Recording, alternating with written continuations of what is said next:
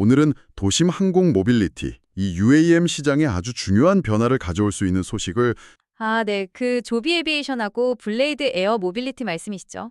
말씀니다. 바로 조비와 블레이드의 파트너십인데요. 이게 단순한 협력을 넘어서서 어쩌면 미래 항공 모빌리티 시장의 어떤 운영체제, OS 같은 걸 선점하려는 굉장히 큰 그림이라는 분석이 있더라고요. 네, 맞아요. 이게 그냥 뭐 새로운 비행기 하나 더 만드는 차원이 아니고요. 지금 헬리콥터 시대에서 전기 수직 이착륙기, 그러니까 EVTOL로 넘어가는 과정이 사실 굉장히 복잡하거든요. 그렇죠. 당장 바꾸기가 쉽지 않을 텐데요. 네. 그 과도기의 어려움을 정면으로 해결하면서 동시에 아예 이 UAM 생태계 전체를 좀 주도권을 잡으려는 그런 시도로 보입니다. 상당히 흥미로운 접근이에요. 기존 헬기 운영사들이 사실 EVTOL 기술 자체는 굉장히 매력적으로 볼 텐데 선뜻 전환하지 못하고 좀 망설이는 이유가 분명히 있을 것 같아요. 가장 큰 걸림돌, 뭐라고 봐야 할까요? 아, 역시 가장 현실적인 문제는 비용이죠. 돈 문제입니다. 특히 그 전환하는 과도기 있잖아요. 네, 과도기요. 기존 헬기도 계속 띄워야 수익이 날 거 아닙니까? 그런데 이제 새로운 EVTOL 기체를 들여와야 하죠. 또 그거 정비하는 시스템도 새로 만들어야 하죠. 조종사 교육도 완전히 새로 시켜야 하죠. 아, 들어가는 돈이 한두 푼이 아니겠네요, 정말. 모든 면에서 이중으로 들겠어요. 그렇죠. 모든 면에서 이중 부담이 발생하는 거예요.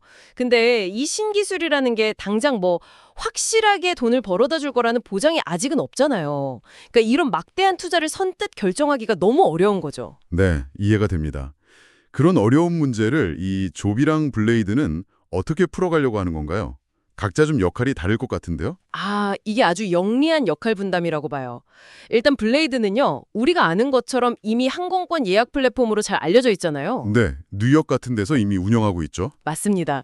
뉴욕이나 다른 주요 도시에서 이미 운항 노선도 가지고 있고, 또 중요한 게 이착륙장, 그러니까 버티포트 네트워크를 이미 확보하고 있다는 점이에요. 근데 블레이드는 직접 비행기를 많이 소유하기보다는 이 네트워크 운영에 집중하는 소위 말하는 자산 경량화, 에셋 라이트 모델입니다. 아, 직접 항공기를 많이 보유하진 않는군요. 플랫폼에 집중하는? 네, 반면에 조비는요, 단순히 EVTOL 기체만 잘 만든 회사가 아니에요.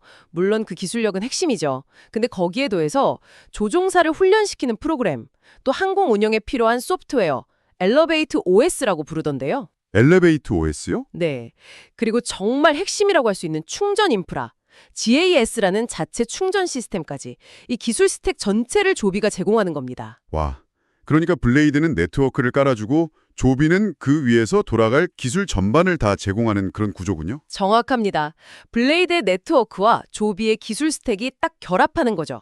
시너지가 기대되는 부분입니다. 운영사 입장에서는 제일 걱정되는 게 이 전환 과정에서 사업을 멈출 수는 없잖아요. 계속 수익은 내야 할 텐데 구체적으로 어떤 식으로 이게 가능해지는 걸까요? 네, 그게 정말 중요한 포인트인데요. 핵심은 점진적 교체입니다. 천천히 바꿔나가는 거죠. 점진적이요? 네. 운영사는요, 지금처럼 그냥 블레이드 플랫폼 통해서 기존에 갖고 있던 헬기로 계속 돈을 벌면 됩니다. 평소처럼요. 그러다가 이제 헬기가 좀 오래돼서 정기적으로 큰 정비를 받아야 할 때 MRO라고 하죠. Maintenance, Repair and Overhaul. 네, MRO 주기요. 네, 그 주기가 돌아오거나 아니면 기체가 너무 낡아서 이제 퇴역시켜야 할 때, 그때 그 헬기를 빼고 그 자리를 조비의 EVTOL로 대체하는 방식입니다. 뭐 리스 형태가 될 수도 있고요. 아하, 그럼 노선 운영은 전혀 멈출 필요가 없겠네요? 그냥 정비 들어갈 비행기 대신 새 EVB 투어를 넣는 거니까? 그렇죠. 자연스럽게 순차적으로 자기네 비행기들을 업그레이드 할 수 있는 거예요. 운영 중단 없이요. 이게 운영사들한테는 굉장히 매력적인 조건이죠. 그렇군요. 단순히 기체만 파는 게 아니라 운용에 필요한 다른 요소들까지 다 패키지로 제공한다는 점이 정말 인상적인데요. 아까 말씀하신 조종사나 소프트웨어 같은 것들이요? 바로 그 지점이 이 조비 블레이드 연합의 핵심 경쟁력이라고 할 수 있습니다. 이게 단순히 비행기만 좋다고 되는 게 아니거든요. 첫째는 조종사 확보 문제입니다. 아, 조종 방식이 다르니까요? 네, EVTOL은 헬기랑 조종 방식이 꽤 달라서 새로운 교육이랑 자격증이 다 필요해요. 근데 조비는 자체적으로 비행 아카데미를 운영해서 기존 헬기 조종사들을 EVVTOL 조종사로 전환시키는 교육 프로그램을 제공합니다. 그럼 블레이드 네트워크에 속한 운영사들은 자기 조종사들을 그냥 그 아카데미에 보내면 되는 거군요. 그렇죠. 인력 공백 걱정을 덜 수 있는 거죠. 둘째는 운영 효율화입니다. 조비가 개발했다는 엘리베이트 OS 있잖아요. 네, 그 소프트웨어. 이게 항공 운영에 필요한 여러 기능들, 예약 관리, 운항 스케줄링, 정비 관리 같은 것들을 제공하는 서비스형 소프트웨어, 그러니까 SaaS, 소프트웨어에서 서비스인데요. 중요한 건 이게 조비 기체만 관리하는 게 아니라는 점이에요. 오, 다른 회사 비행기도요? 네, 다른 제조사의 항공기까지 통합해서 관리할 수 있게 만들었어요. 그러니까 운영사는 이 엘리베이트 OS 하나로 자기네 모든 기종을 효율적으로 관리할 수 있게 되는 거고요. 조비 입장에서는 또 소프트웨어 라이센스 판매로 추가 수익을 얻을 수 있는 구조죠. 와, 이건 정말 운영사 입장에서 구미가 당기겠는데요. 시스템 통합 비용도 줄일 수 있고요.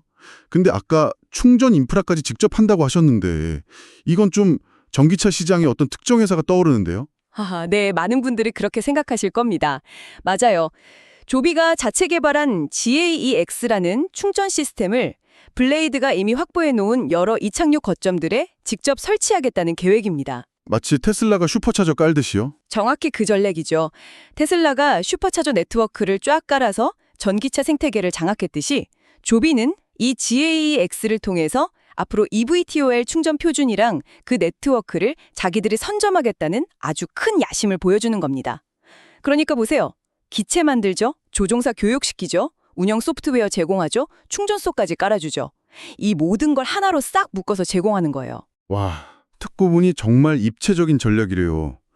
이게 단순히 비행기 만드는 회사가 아니라 하드웨어, 소프트웨어, 인력, 인프라까지 모든 퍼즐 조각을 다 맞춰서 하나의 큰 판을 짜는 느낌입니다. 자료에서 왜 3D 체스 게임이라는 표현을 썼는지 이제 좀 이해가 가네요. 네, 그렇죠. 아주 적절한 비유라고 생각합니다. 승객 입장에서 보면 그냥 늘 쓰던 익숙한 블레이드 앱으로 예약하고 타는 거예요. 근데 그 뒤에서는 운영사가 기존 수익은 유지하면서 점진적으로 기체를 조비 EVTOL로 바꾸고 있고요. 이 모든 과정은 엘리베이트 OS라는 소프트웨어로 매끄럽게 관리되고 또 비행기는 GEACS 충전 네트워크 안에서 충전을 하는 거죠. 완전히 하나의 생태계를 구축하는 거네요. 맞습니다. 조비는 단순히 비행기를 파는 제조사에 머무르는 게 아니라 이 UAM 시장 전체의 운영 방식을 정의하는 그런 플랫폼 사업자가 되려는 야심을 가지고 있는 겁니다. 그 자료에서 월요일 파트너십 발표일이 모든 것을 바꿨다고까지 평가한 이유도 아마 시장이 이 통합적인 접근 방식에서 아까 말한 그 과도기 리스크 있잖아요. 그걸 해결할 아주 현실적인 해법을 발견했다고 봤기 때문일 겁니다. 네, 확실히 설득력이 있습니다. 그런데 여기서 끝이 아닌 것 같더라고요. 자료를 보면 엑스윙이라는 회사, 자율비행 기술 회사 얘기도 나오던데요. 이 기술까지 통합된다면 이건 또 어떤 변화를 가져올까요? 엑스윙까지 고려하면 이건 정말 장기적인 그림인데요. 만약에 엑스윙의 완전 자율비행 기술이 상용화되어서 이 조비인드 블레이드 생태계에 통합될 수만 있다면 그 파급력은 정말 엄청날 겁니다. 자율비행이요? 조종사 없이. 네, 그렇게 되면 항공 운항 비용에서 사실 가장 큰 부분 중 하나가 조종사 인건비거든요. 이 비용이 크게 줄어들거나 아예 없어질 수도 있겠죠. 그리고 이론적으로는 기계니까 24시간 운항도 가능해질 수 있고요. 그러면 기체 가동률이 극대화되고 수익성도 훨씬 높아질 수 있습니다. 와, 비용 절감에 효율성 증대까지? 그렇죠. 그래서 조비, 기체, 플러스 OS, 플러스 충전, 블레이드, 네트워크, 엑스윙, 자율비행. 이 세 축이 딱 결합된다면 이건 거의 항공 모빌리티의 완전체에 가까운 그림을 만들 수 있는 엄청난 잠재력을 보여주는 거죠. 물론 이건 아직 좀 더 먼 미래의 이야기일 수는 있지만요. 네, 그렇군요.